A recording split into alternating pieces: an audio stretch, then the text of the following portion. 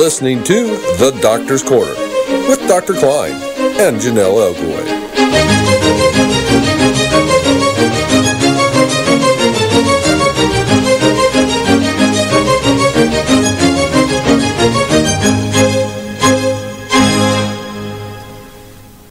And now, Jonelle Elgaway. Good evening and welcome to the Doctor's Corner. I'm Jonelle Elgaway, and we are here with Dr. Kline. Welcome, Dr. Kline. How are you this evening? I couldn't be better, Jonelle. Great. If you have a question or comment for Dr. Kline or myself, please call in at 415-915-2291. Last week, Dr. Kline, myself, and several advocates and doctors were in Washington, D.C. and attended rallies, a congressional briefing, and meetings with senators and health reps. Dr. Kline, would you please share with us what you were a part of? Well, I stood outside the Justice Department in my little white coat holding up signs like I used to do in the 1960s. And we just had a minor little rally on the street with a permit, and people drove by and some people asked questions. And it was basically to show awareness that practicing physicians, are concerned about the issue of people with painful disease who are being undertreated because the government says that's a good idea. Mm-hmm. You were also part of a briefing, or congressional briefing. Can you tell us a little bit about that, and do you believe that we made any headway in there? We briefed congressional staff members. They came down for a lunch. They were there for 2 hours. There were about 8 or 9, and most of them were taking notes, but they did not seem to be tremendously enthusiastic about the issue. But this is how things get started. You know, when you speak to an audience about a new topic, they don't all jump up and down and say, oh, you're right, you know. So this is the way we got started. So we planted the seed, you know, for 8 different U.S. representatives. So when we met with North Carolina Senator Burr's office, or their health rep, she mentioned that they passed the Opioid Crisis Response Act of 2018. When I researched this a little bit, I found out it wasn't necessarily passed yet, at least not yet. Within this bill, it's supposed to help chronic pain patients have the ability to have access to medications needed to continue to possibly work and have any quality of life. At that point in the conversation, I told her, because of the current atmosphere, many doctors will not prescribe in fear of losing their license. In your opinion, what must happen to change these issues? Tough question, because you see, representatives in Congress have a good retort. It's not our problem. It's the doctor's problem. Why aren't doctors prescribing? It's not up to us to force doctors to prescribe. So what's the deal? And then we can, you know, then we say, well, we feel like we're being pursued by the DEA, and doctors are being unfairly prosecuted. And, you know, that sounds like the old line everybody gives. You know, oh, we're under siege. And then, you know, well, the CDC guidelines, you know, are interfering with practice, and they think to themselves, well, this is a government agency. This is, I mean, they've passed on these things. They must know what they're doing. So it's tough. I mean, we have to tell stories, I think, about how this actually impacts our patients. And the whole point of this DC thing was to bring patients and doctors together so that the patient tells the story, and then the physicians point up what the impediments are to the practice. But we are working on a palliative care thing, you know, through our Twitter, and hopefully to try to get it published, because this is a way out for doctors and patients. The palliative care is exempted from any kind of controls on the amount of prescription opiate medication in the CDC guidelines in the first sentence, and a lot of states have this as well. Basically, this then makes the doctor immune from concerns about treating too much, since there is a waiver. So we're working hard on the palliative care thing, and it's a new idea, and it's going to get a lot of resistance, but we're getting reports, early reports, from some of the folks on the Twitter feed that their doctors actually looking at it, reading the paper that I wrote with Carolyn Concia, who is a nurse practitioner and palliative care person, and looking at the little form we generated that can be filled out and given to a patient that certifies that they're palliative care. Only a doctor can make a diagnosis. No one else can make a diagnosis.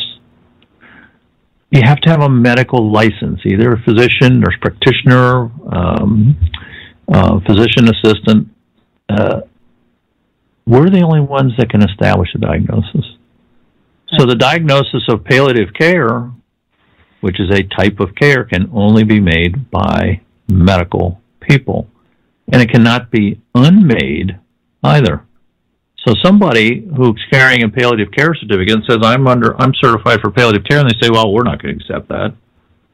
Well, you can't do that. You can't undiagnose somebody. You can't go to a pharmacy and say, I've been diagnosed with cancer, and the pharmacist says, oh, I don't believe that. You know, that's not a true diagnosis. So it's the same thing. So palliative care is a good protective thing that we can do immediately and help physicians feel protected. It's, you know, we said this before, but it's a terrible thing, you know, for a doctor to lose your license. Within one day, you have no income. You have nothing you can do. We're not trained to do anything. You know, we're idiots, you know, don't even know how to drive cabs. It's like coal miners, you know, they said when they were laid off, what else are they going to do? They've been down in their whole lives digging coal out of the earth so that we can make steel and drive around in nice cars. We have a call. So that's the fear. Yep. Okay. Go ahead. Caller from 862. What's your name and where are you from?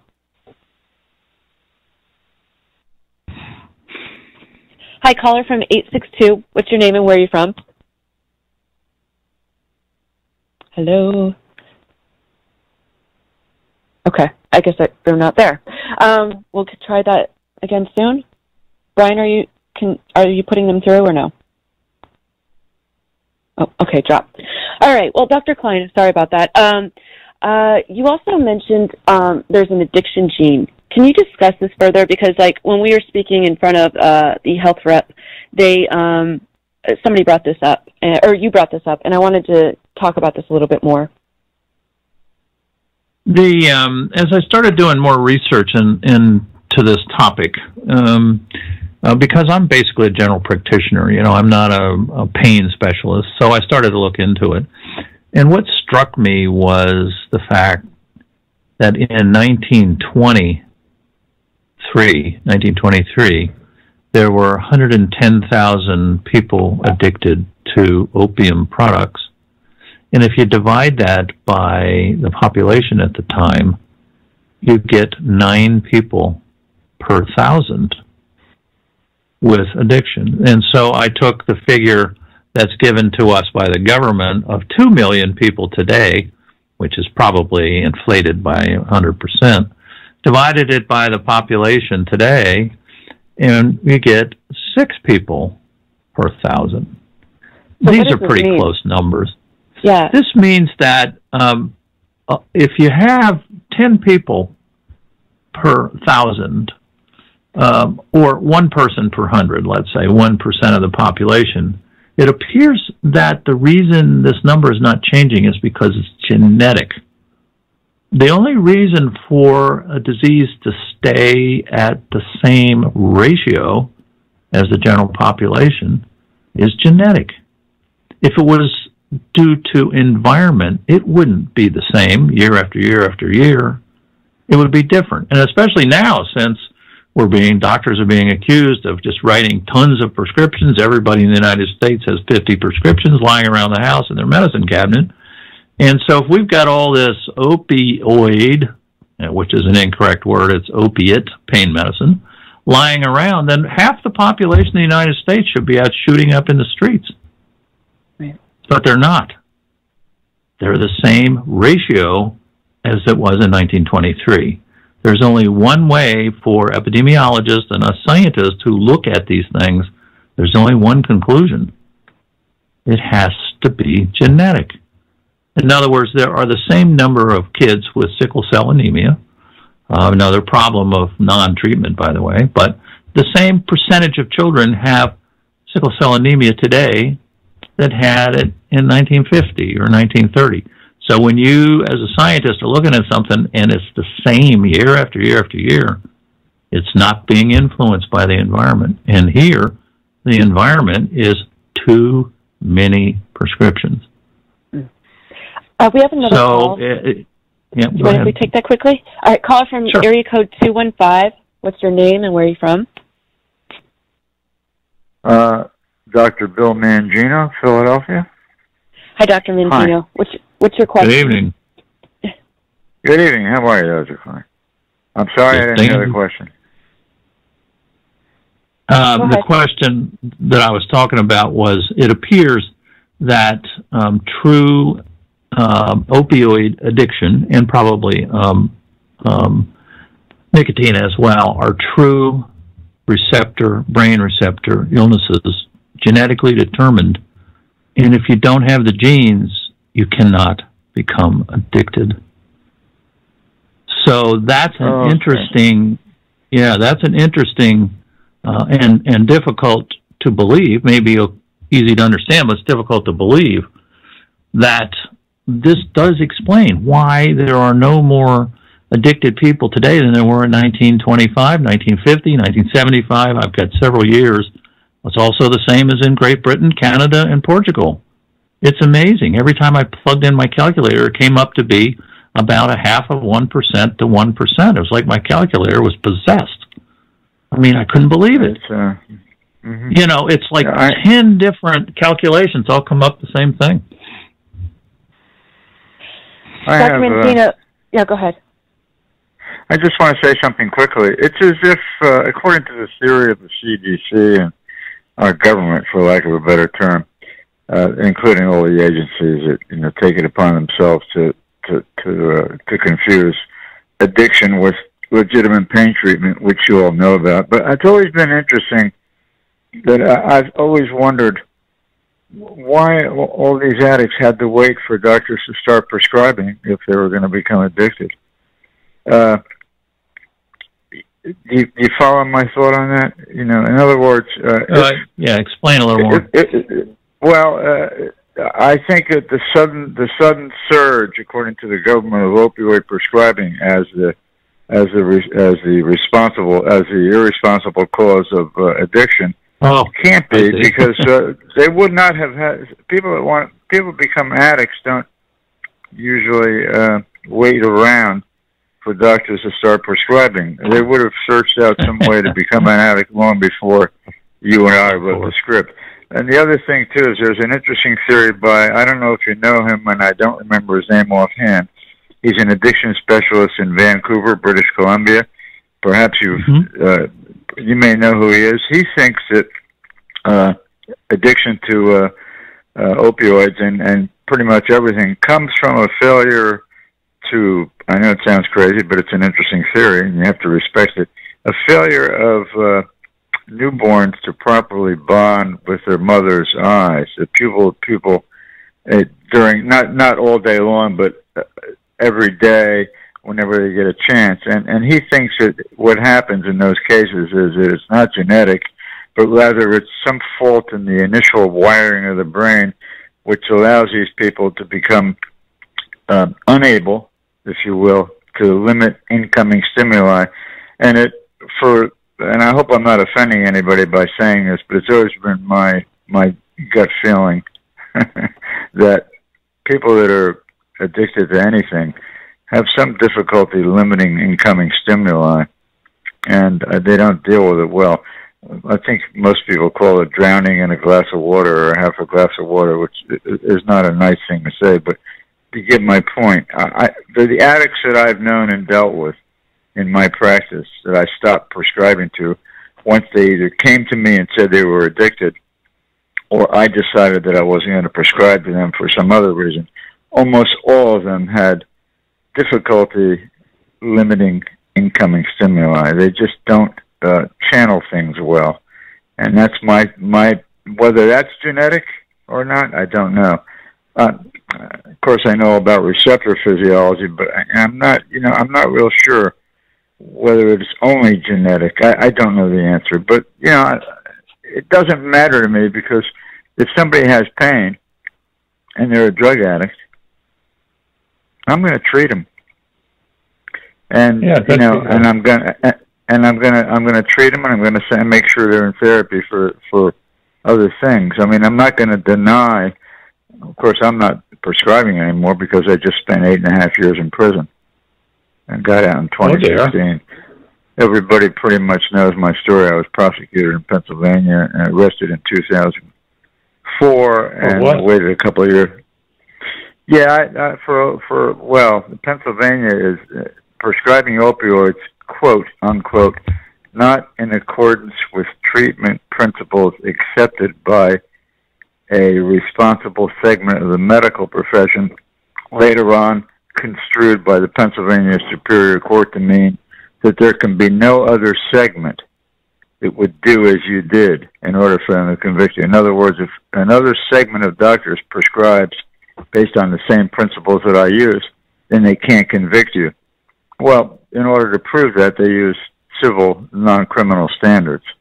They get a medical expert, and he says, oh, my goodness, whatever your style is going to be wrong, because that's what the prosecutors want them to say, or they wouldn't be the experts in the case. You know that. This is a severe problem, and I'm collecting stories from physicians who have been prosecuted by the DEA, and if you want to share your story with me, you can. I give out my email to anybody who wants it. It's simple. It's Thomas Kline, Kline, MD, @gmail. So we've got other stories like this. Yeah, we've got other stories like this too. It's pretty bad out there, but and so interesting viewpoint about the sensory stuff. I've kind of heard that before. So I appreciate your viewpoint. Thanks, Dr. Mangino. Do you have anything else? No, I'm just listening to you guys. Okay. Well, thanks for calling in. To jump on that. Sure. Yeah. Thank you. Thank you. So, Dr. Kline, did you have anything else you wanted to add to what he was just talking about at all? No, nothing in particular. Okay. So I wanted to kind of go back. We were just talking about the addiction gene. Something else that we wanted to talk about was sex and pregnancy and what that does hormonally. Can you go into that a little bit? We did a Twitter poll, 15,000 people, and we got the surprising response back that people with chronic painful disease have disruption in their sex lives close to 95%. I mean, this is almost everyone. With treatment with pain medicines that drop to 50%. So the question is, how serious are sexual difficulties amongst people with chronic pain, and how does this affect their daily lives, their relationships with people? I can understand how pain could interfere with sexuality. That's pretty obvious, but I haven't really heard many stories from patients themselves. So part of this topic is for me to learn more so that we can try to figure out ways to deal with this if it's possible. And so we kind of need the expertise of people with long-term painful disease to provide us with some information, questions, or whatever. So we wanted to kind of start the dialogue. So. Okay. And if they go to your Twitter, is that how they could get involved with this, if they want to share? Yes, that? Sure. Okay. Yep, you can share that, and you can share with on direct messaging if you wish, or we can talk about it on the show. It's an important topic. Also, we're getting some stray reports that people have improvement in their chronic painful diseases when they're pregnant. So that's kind of interesting. So with rare diseases, we're kind of at the point of doctors back in the 1800s who are learning about new diseases. And there are new diseases. We don't know everything about all diseases, so that we look for clues as to try to figure out these terrible interstitial cystitis, pudendal nerve disruption, and complex regional pain, and trigeminal neuralgia. And so we're learning by clues. I'll give you an example. People with interstitial cystitis, which is an inflammation of the inside of your bladder that causes pain every time you move, like having a bowling ball with spikes on it in your pelvis, one person put it, go for these dilations of their bladder. I mean, to me, as a practicing physician, that's insane. You got somebody with an inflamed bladder and you dilate it? And most people I've talked to said when they run the fluid in, through the cystoscope and expand their bladder, people want to kill themselves. What's wrong with this? Well, what's wrong is that we are practicing in the Middle Ages when it comes to some of these diseases, and we don't know what they are, so we just make up things and just do things. I've always thought that if you're dealing with a disease you don't know anything about, you just don't do anything. Right. So that's why we wanted to, find out from people about pregnancy, about their sexuality. People on birth control pills, do they get better? Does that help their pain at all? I don't know. So, well, it's I know open microphone. Yeah, I know a handful of people that have been pregnant that have had complex regional pain syndrome or rheumatoid arthritis or whatever, and they actually went into remission during their pregnancy, and their doctors said it was because of the influx of hormones that had occurred, while they were pregnant to get the body ready for the baby, and afterwards they went out pretty quickly, and they were pretty miserable, they said. And I always have wondered, is it because they didn't have pain and they went into remission, and then going back into that, it just seems like the worst pain in the world, or was it actually worse?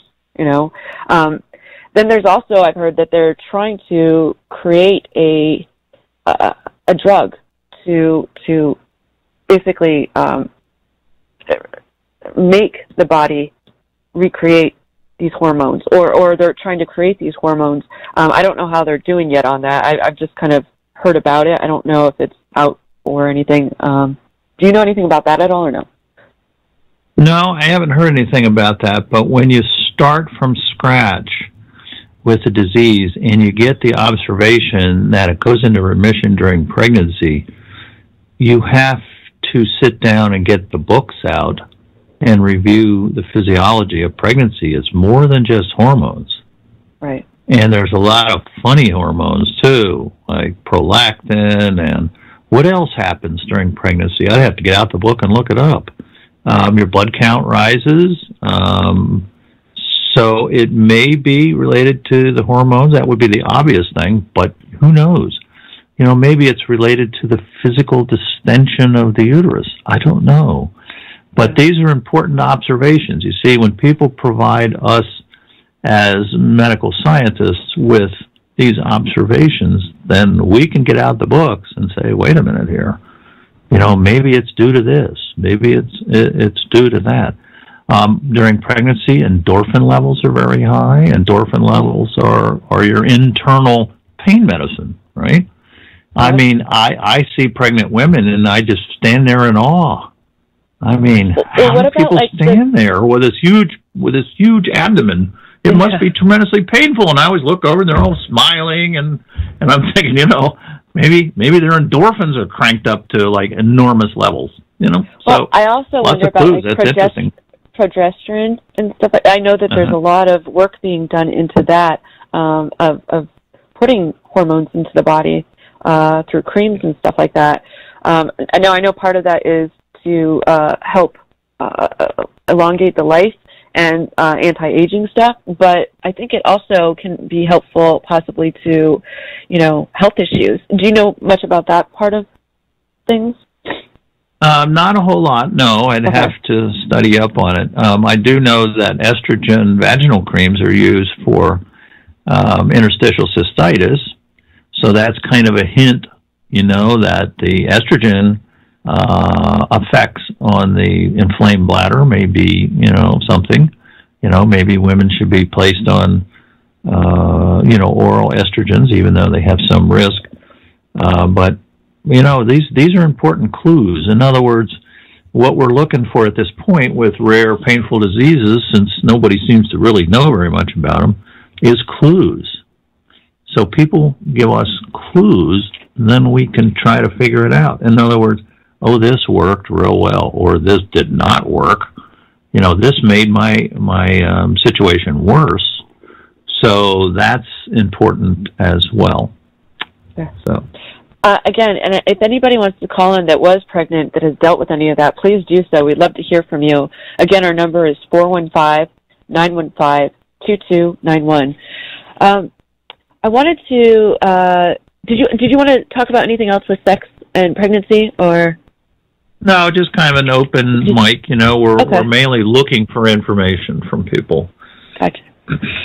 I wanted to go back to the meetings, and after the meetings that we had last Thursday, you and I had a conversation. If it helps, meeting with senators and health reps, does this help at all? And should we advocate to them? What do you believe with that? Do you believe it helps to go into these people and talk about, our stories and the issues that are going on? I really do. I think, even though we're disappointed sometimes when people aren't interested, you kind of have to expect that because we're not lobbyists. You see, a lobbyist knows ahead of time who to go see because they know ahead of time who's interested in the topic and who's not interested in the topic. But we're amateurs, so I think it's okay for us to kind of just fumble around. The important message that we're getting from a lot of feedback is that the legislators, lawmakers, do not know what's going on. Yes. And so they tend not to believe it. So people going in and giving the same story, I think, is very important. The senator might say, well, how did your meetings go with people today? And they say, well, this one person came in, they had chronic pain, they said they couldn't get treatment. And anybody else? No, just that one. But suppose the aide says at lunch, we had 8 people come in the last 2 days from our district telling us they're undertreated, they can't get medical care because the federal government is putting up barriers. Then the senator's going to start to listen. And maybe the senator will then say to one of his aides, can you go out and get me some more information on this?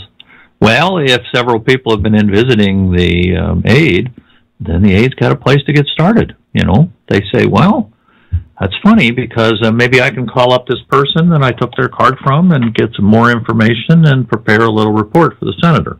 So that's the way it works in Washington. We don't expect our elected representatives to leap up, and pass a new law, because 3 of us have been in there. So it's an arduous process, but it's like voting. Everybody thinks, it's not going to make any difference if I don't go to the polls. And that's not true. And I have a story about my daughter when she turned 18. I said, everybody in this family votes in every election. So her first election was a local school board election, and she reviewed the issues and put her vote in. And the next day, we were all surprised that her candidate won by 1 vote. Wow. That's a great example. So, we all think, this is just, and Jonelle and I got kind of disappointed, this is a waste of time, we're just going to go around and see these people at random. But it's not. It really isn't. It's like voting, and it's the same thing. What good is it if I vote? They're just my candidate's going to lose, but that's not true. What do you think isn't working? Because I know so many people want to know what they can do. Do you have any things that don't work? I think that one of the things I try to control in myself is not to rant and rave too much. Try to speak as though you're giving a report, like a military report or a police report where you're just stating the facts. I've got this disease, I've seen 7 doctors, and I can't get treatment for it. Not going off on little details and, getting lost. And that's why I think, people need to kind of work with someone else and make their presentations. But, people do listen. They really do. The next question is, can they do something about it?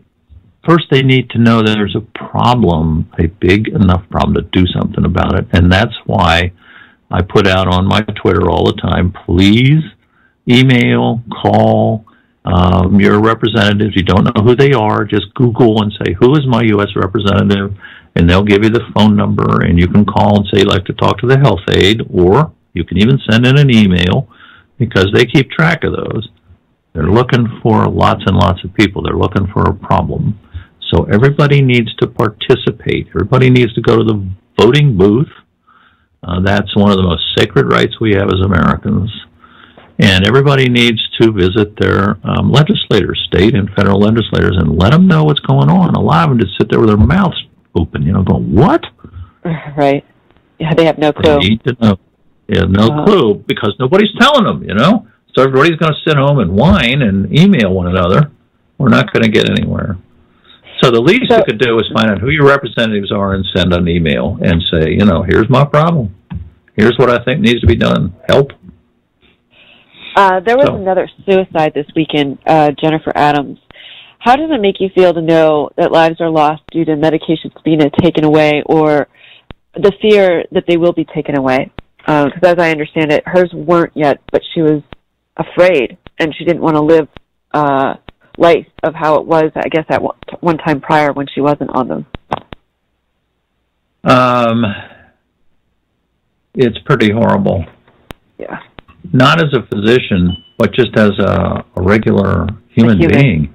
Yeah. We're taking medicines away from people that are safe, are not causing a problem, are relieving their pain, and we're forcibly taking them away so that we can cut down the number of people dying from street overdose deaths. How does that work? So I have a patient that comes in my office and she's on 500 milligrams of brand X. I say, the government has told me that we prescribe too much, so that must include you, of course, and this will cut down on the number of overdose deaths, rather the street overdose deaths. So I'm going to cut your medicine back. So then the patient says, well, how is this going to help people dying in the streets? And I'm going to say, I don't know. It's what the government told me to do. And then the DEA is going to enforce it. So that's the situation we're in. And I'm sorry I cannot defend my colleagues, who are afraid, like I am afraid, of the DEA. Well, we just need to get together and hire a bunch of lawyers, and get out there with a few signs. I mean, good grief. This is what you do in the United States when something's gone wrong. You protest and you stand up and you scream and yell. So physicians are not doing that, and I'm sorry I cannot support my colleagues if they're going to sit and do nothing. I saw a tweet of yours that stated that prescription overdose deaths have not changed in several years. Can you please tell us more about that? The data is, I hate to say this because, the CDC, a bunch of nice people, they warn us about influenza and Zika virus, but they've manipulated the data. Right. Recently, they had to take back their data that all these overdose deaths caused by prescription drugs were actually half. So the hysteria should be halved. And they're doing associational studies. Not only are we writing more prescriptions for opiates, we're also writing more prescriptions for antidepressants, 40% more than should be. We're writing 30% more antibiotic prescriptions than should be. We're writing a lot of prescriptions, but we don't associate those with the overdose deaths on the streets. And in fact, antidepressants are making it to the streets, as are drugs like Neurontin, which is an anticonvulsant, are making it to the streets. So actually the overprescription of those other drugs should also be considered, because people are adding these drugs to their cocktails that they do on the street, and so they die of multiple drug overdose. Right. The vast majority of people who have overdose deaths are street overdose deaths involving heroin, alcohol, fentanyl, whatever. I asked the CDC how many deaths on the street were actually due to prescription drugs alone. Haven't got an answer. Haven't got an answer back. Because I suspect it's very tiny. So if you take in the mix, you know, antidepressants and Neurontin and alcohol and heroin and fentanyl, and then you throw in a few prescription drugs as well, like OxyContin or oxycodone or Vicodin, then the claim is made that people are dying from prescription drugs. And they are, along with several others. Go ahead. Didn't you have, but a tweet I'm talking about was, I think, something that was from NIH stating that there was actually no, the overdose number. Oh, that. Gee, I kind of went off the tracks. That's okay. No, there is a, NIH has collected data, and one of their more famous graphs, which we can, maybe you can call into the show, I'll be happy to share it with you. So NIH has a graph that shows there's been no increase in opiate overdose deaths. So they've come up with a different set of statistics. As a doctor, we consider the National Institutes of Health, NIH, to be our mothership for medical issues. Pain medicine and pain killing is a medical issue, does not belong in the Communicable Disease Agency. Right. And so they need to explain why they took up the cause anyway. Their job is to report statistics. Their job is not to make medical recommendations. And one of them has to do with benzodiazepines and pain medicine, which we can talk about if we have time. So, we have a question from YouTube Live. Levitt asks, Dr. Kline, why is gabapentin being abused? I don't understand why. I take it and I hate it. Well, if you want to find out what the latest is, you go to the streets and find out what's for sale. Gabapentin is being sold on the streets. Why is that? It actually boosts the effect of the opiates, either heroin or whatever people are taking. There's a ton of them. So it increases the effects. Other drugs do that as well. Phenergan, which is a medicine for vomiting, is famous for increasing the effects. Matter of fact, it's sold on the streets along with codeine, I think, and they got some funny little name for it on the streets. So Neurontin, which is a very expensive anticonvulsant, that's used, recommended by the government to use that instead of pain medicine, actually is making the problem worse, and it's horribly expensive. And according to a Twitter poll we did, it doesn't work very often.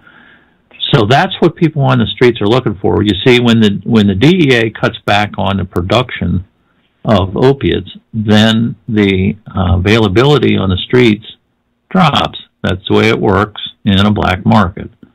And the price goes up. So if the price goes up and the availability drops, then people who are self-treating their genetic addiction disease will look for things that are going to boost the heroin or the fentanyl or whatever. And these other drugs that are involved with overdoses can do that. Yeah, I heard Soma is another one that doctors don't like prescribing because it can boost the effects of opiates as well. Which one is that? I missed that. Soma or carpistopol. Oh, yes, Soma. Yeah. Yeah, it's you see, there's a lot of different drug interactions, and so the street pharmacists try to figure out which drugs, so they go to each other. Hey, man, did you find anything that helped boost this? And somebody will say, yeah, I added Soma and it worked. So they're out there in the streets without any connection to the real world. They're untouchables, lepers. They don't get medical care. They're considered to be worse than atomic spies. Much more dangerous, of course, but they aren't. Yeah. The lowest crime is committed by marijuana and heroin. Highest crimes are committed by people with alcohol, then amphetamines, then cocaine, and almost none with marijuana. So it's down there at the bottom. Let me ask you though. So illicit manufactured fentanyl. I was told that it creates that first high that you're looking for every time as a street drug user. Why are they looking towards other things if they're able to get it that way?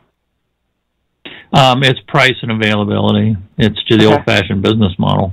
If there was good fentanyl available or good heroin available, no, they wouldn't use those other things. It'd stick with they would just stick with the main product. And it's also interesting, it's coming to me from various areas that fentanyl is so prevalent that heroin's almost drying up as a product on the streets. Yes.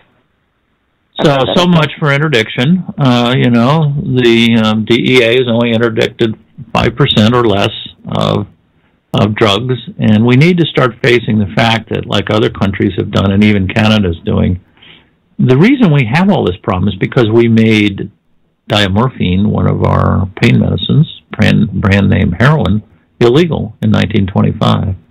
So since 1925, we spent $1,000 billion. That's $1 trillion,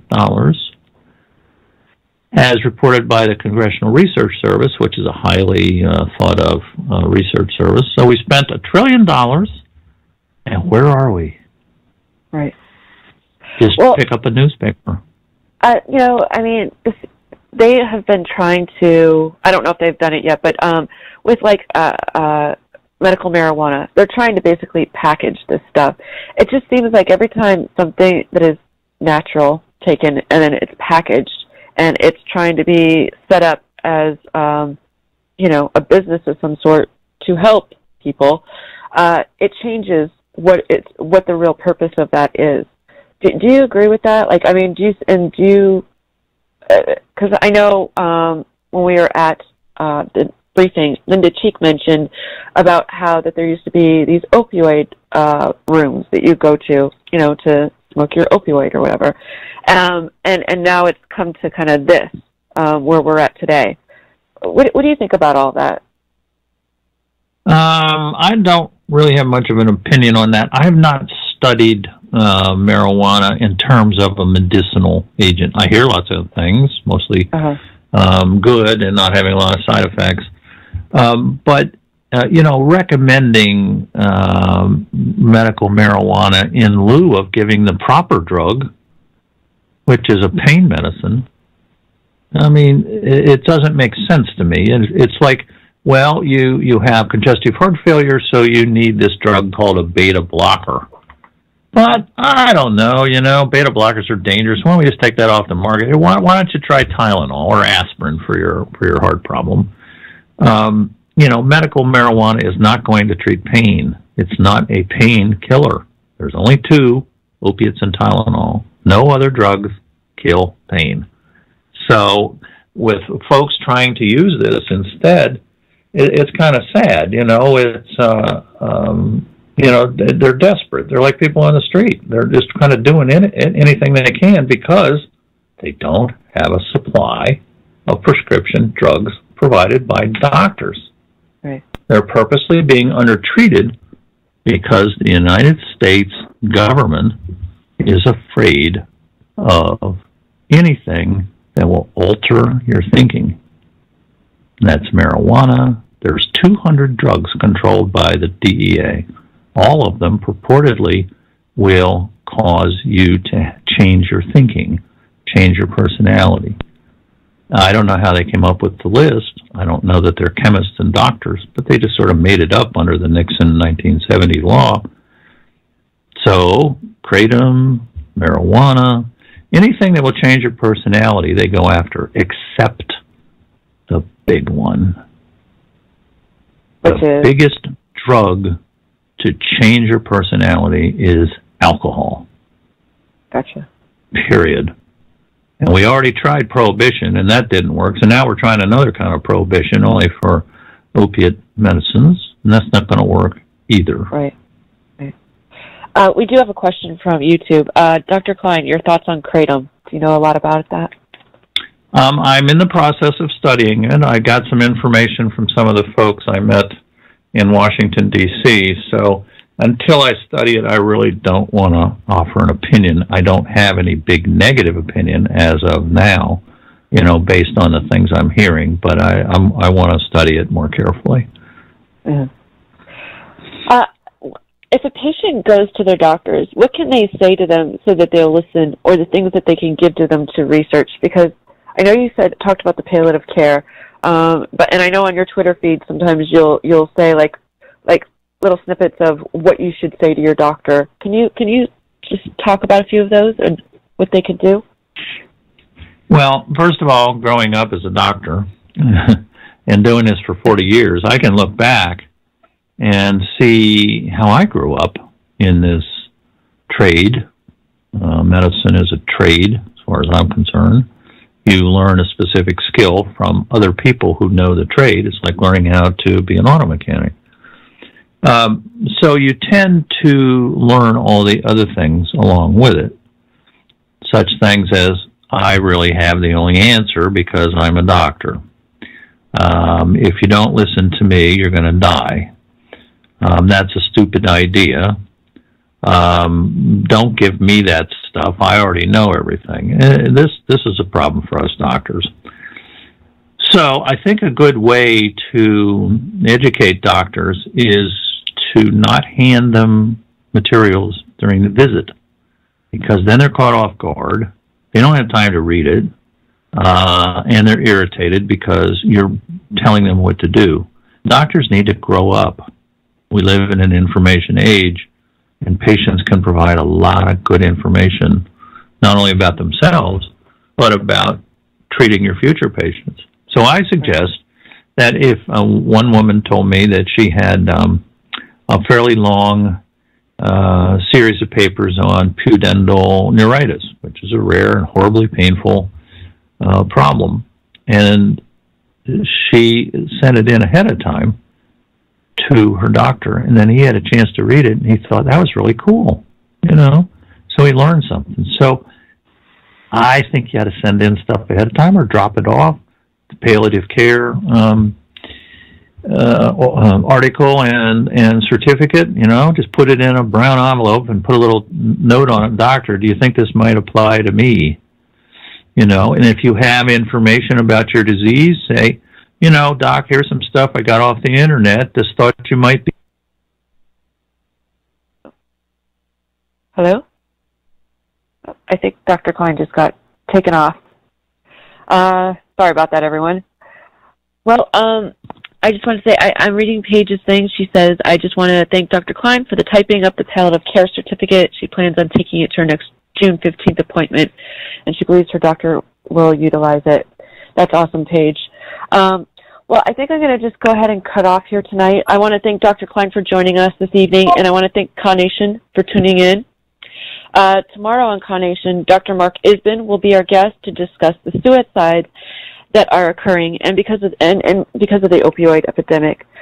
Thank you all for joining in this evening, and I will see you tomorrow night. Good night, Carnation.